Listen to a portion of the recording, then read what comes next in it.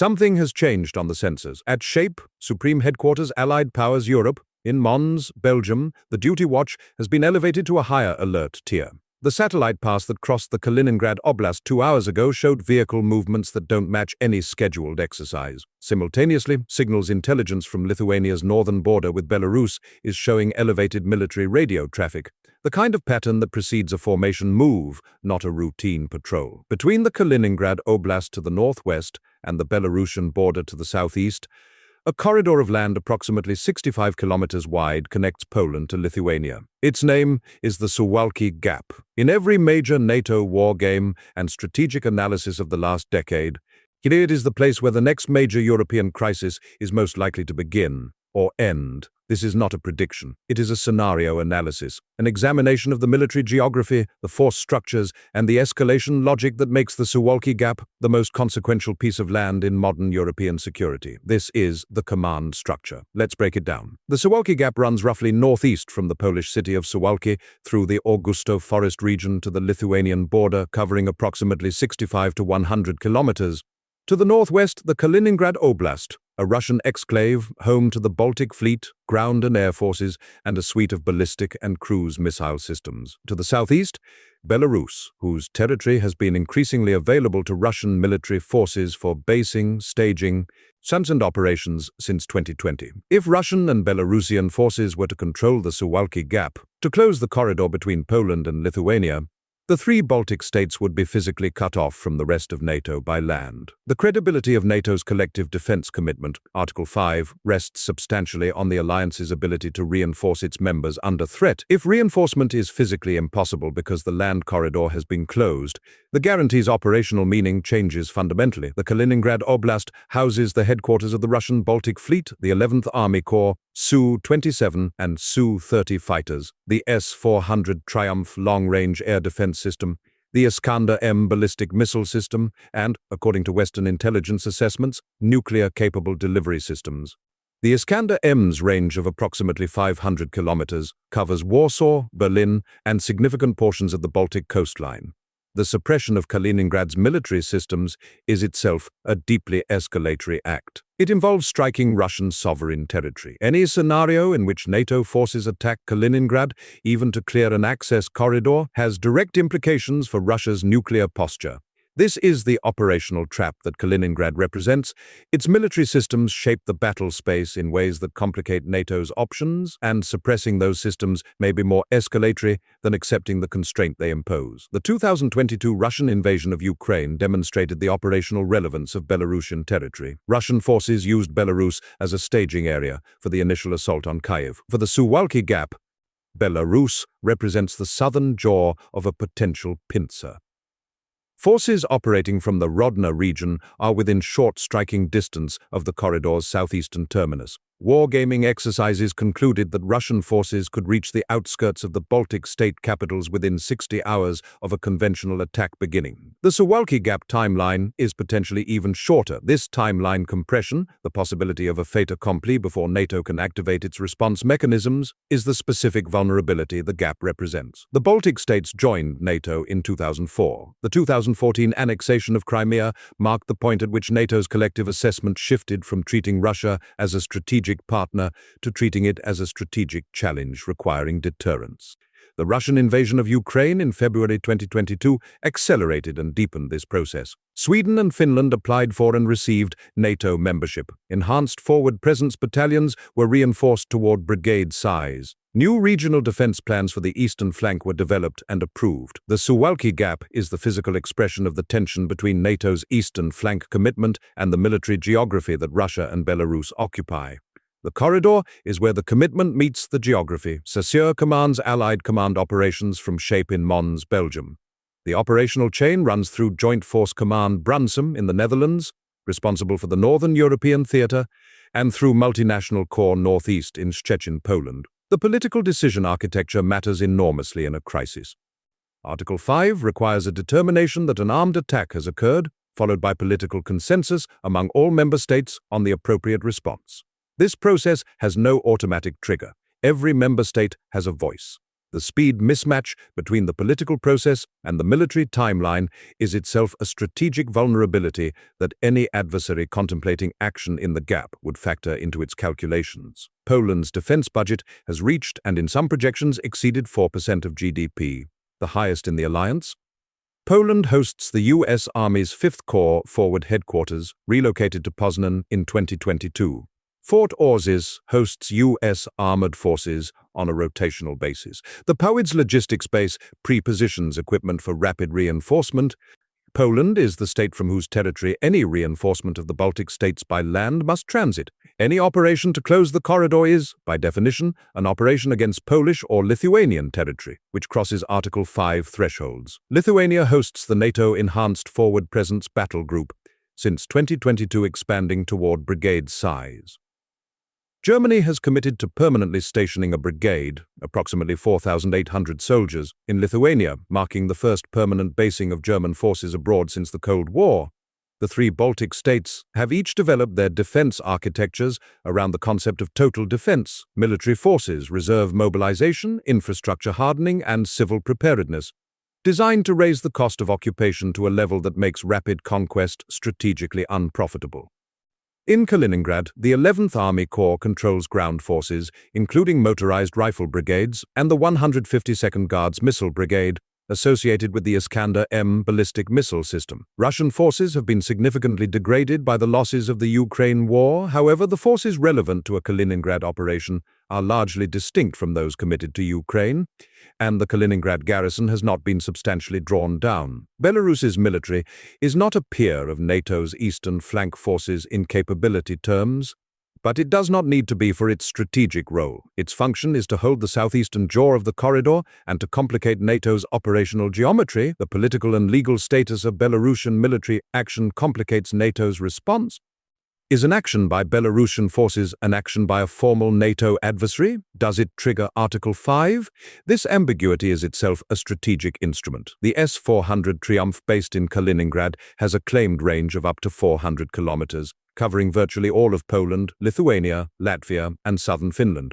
Electronic warfare capabilities based in Kaliningrad have been demonstrated to degrade GPS signals, interfere with communications, and suppress radar across a wide area. Lithuania and Poland have both experienced GPS signal degradation incidents attributed to Russian electronic warfare activity from the Kaliningrad direction. These are documented current events. NATO's ability to reinforce the Baltic states by land depends on the corridor infrastructure, roads, railways, bridges, and border crossing points remaining open. Rail Baltica, when complete, will provide NATO standard logistics rail connectivity for the first time. Until it is complete, the Baltic states rely on a mix of Soviet-era broad-gauge rail and road transport. The gauge incompatibility between Soviet-era Baltic rail and Western European standard gauge means that rolling stock cannot transit from Poland to Lithuania without transshipment, a logistics bottleneck that would be significant in a crisis. The ground mobility problem is compounded by the missile threat. Iskander-M systems can strike road junctions, bridge crossings, and logistics nodes throughout the corridor. A military operation to close the corridor might not require ground occupation. Destroying the infrastructure that makes the corridor usable could achieve the same operational effect. The VJTF is designed to deploy within 2 to 7 days of activation. The activation of the VJTF requires a political decision by the North Atlantic Council. Once activated, movement to the Baltic states by land would transit the Suwalki corridor, the same corridor that is at risk. Movement by air would require penetrating the A2/AD environment created by Kaliningrad. The enhanced forward presence battle groups in place are the in-place deterrent. They are explicitly not sized to defeat a major conventional attack independently. They are a tripwire. Their presence guarantees that any significant military action in their area would constitute an attack on alliance forces, activating Article 5 political processes. Poland is acquiring ATACMS and the Polish-developed HOMAR-K multiple launch rocket system. Lithuania has acquired ATACMS and NASAMS air defense systems. These capabilities give NATO's frontline states a strike reach into Kaliningrad and into Belarus from their own territory. It also raises escalation risks. If both sides have launch-on warning postures for their missile systems, the interaction between offensive and defensive systems in a compressed geographic space introduces significant potential for escalation that neither side intended. A Suwalki Gap crisis would not begin with an announcement. It would begin with an accumulation of pressure that raises the strategic temperature without crossing any single threshold. The military signaling phase would involve a Russian exercise in Kaliningrad whose scale and positioning exceeds normal parameters, Belarusian forces near Hrodna deploying from garrison into the field. Electronic warfare activity from Kaliningrad intensifying, degrading GPS accuracy across northeastern Poland and Lithuania. At this phase, NATO has no clear justification for Article 5 invocation. There has been no armed attack. The activities taking place are designed to be consistent with normal military activity. The second phase introduces the instruments of grey zone pressure below the kinetic threshold. A renewed migration pressure campaign at the Belarusian-Lithuanian border, the 2021 precedent applied again, consuming border security resources and generating political friction within NATO. Cyber attacks on critical infrastructure in Lithuania and Poland, power grid, transportation management, financial networks, information operations targeting allied public opinion, messaging designed to question alliance solidarity, amplify existing political divisions, and frame defensive military preparations as NATO provocation. At some point, the ambiguity of the grey zone phase gives way to overt military movement. The specific trigger is unspecifiable in advance. From Kaliningrad, Russian forces moving southeast toward the Lithuanian border would face relatively open terrain through the Warmia-Mazuri Lake district. From Hrodna in Belarus, forces moving northwest would face the Augusto forest, channeling movement toward the main road and rail corridors. The two axes converge approximately at the narrowest point of the corridor. Assessments suggest a mechanized advance from Kaliningrad could reach the Lithuanian border in 6 to 12 hours. A simultaneous advance from Hrodna could converge in a comparable time frame. The NATO response would be determined by two parallel processes: the military assessment of what is happening and the political process of building the consensus required to authorize a response.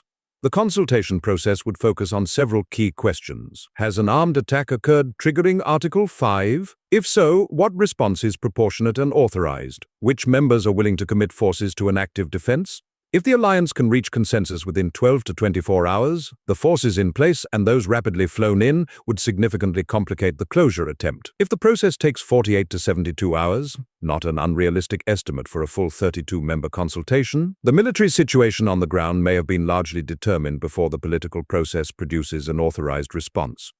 The in-place enhanced forward presence forces would be the immediate defensive force. Their mission: slow the advance, impose costs, and maintain physical presence pending reinforcement. The aerial dimension would be heavily shaped by the A2/AD environment. NATO strike aircraft operating in support of ground forces in the corridor would need to operate within or adjacent to Kaliningrad's SAM engagement zones. The missile exchange dimension could be the most rapidly escalatory element. If Polish or Lithuanian forces employ ATACMS against targets in Kaliningrad or Belarus, and if Russian forces respond with Iskander strikes against Polish or Lithuanian territory, the conflict has escalated to the exchange of ballistic missiles between Russia and NATO members.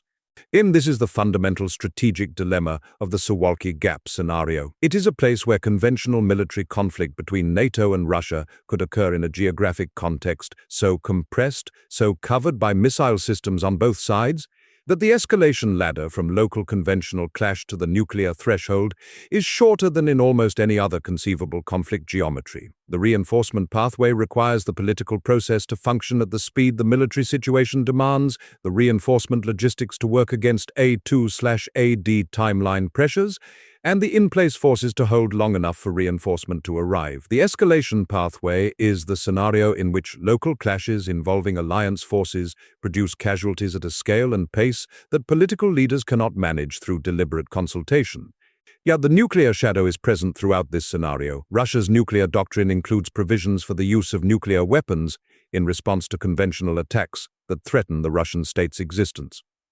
A sustained NATO conventional campaign that seriously threatened Kaliningrad, Russian sovereign territory, and home to nuclear-capable systems, would enter that doctrinal territory. The most fundamental strategic consequence of a successful corridor closure would be its effect on NATO's credibility as a collective defense organization. A scenario in which the corridor is closed, the Baltic states are physically isolated, and the alliance's response is slow, contested, or insufficient would demonstrate that the Article 5 proposition is hollow, at least in the specific geographic circumstances where it has been most loudly proclaimed. The cascade effect would extend far beyond the immediate crisis.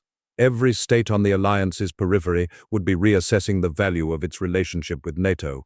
Every member whose security rests on the Article 5 guarantee would be reconsidering its defense investment and alignment choices. The Suwalki Gap illustrates a recurring strategic problem: the defense of a narrow land corridor connecting isolated territory to a larger defense perimeter. In each historical case, the narrow corridor creates asymmetric strategic leverage. A relatively small military operation can produce a strategic effect: isolation of the connected territory, vastly disproportionate to the tactical scale of the operation, making the corridor expensive to close by ensuring alliance forces are already present at densities that prevent a rapid fait accompli. The principle is sound. The question is whether the implementation has been sufficient and whether the political will to maintain the investment exists across all 32 members. The first lesson: the essential role of forward presence in deterrence.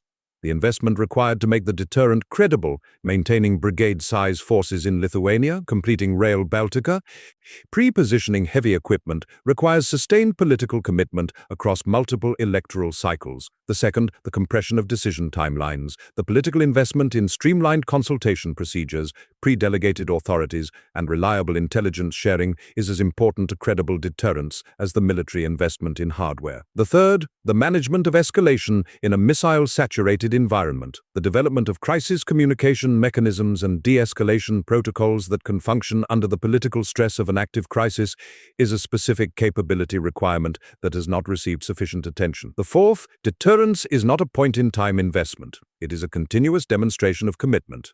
And the states that understand this most clearly are the ones who live closest to the problem. The Suwalki Gap scenario is, at its analytical core, a case study in the geometry of deterrence. The relationship between the commitment an alliance has made, the force structure required to make that commitment credible, and the specific geographic vulnerabilities that an adversary could exploit. The corridor is 65 kilometers wide. It connects a set of alliance members who are among the most exposed in the world. It sits between a Russian military exclave to the northwest and an effectively Russian-aligned military to the southeast. This geography does not make conflict inevitable. What it makes inevitable is the requirement to take the problem seriously and to invest in the forward presence, the logistics infrastructure, the decision-making machinery, and the political cohesion required to make the deterrent credible at the speed the military problem demands. Understanding the structure of the problem, not predicting what will happen, but understanding what is possible and why, is the precondition for the investments and decisions that deterrence requires. That is always where the analysis begins. You have been watching The Command Structure. Subscribe if you think in systems.